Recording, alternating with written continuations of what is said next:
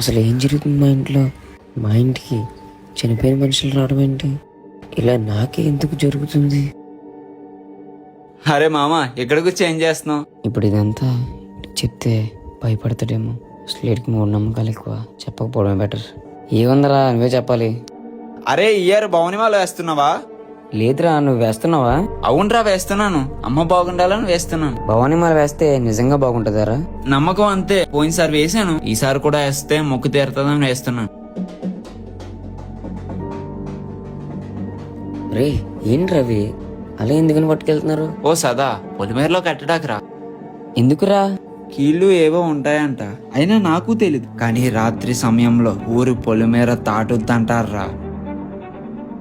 సరే గానీ ఈరోజు నైట్ మూవీకి వెళ్దాంరా. నా దగ్గర డబ్బులు లేవురా.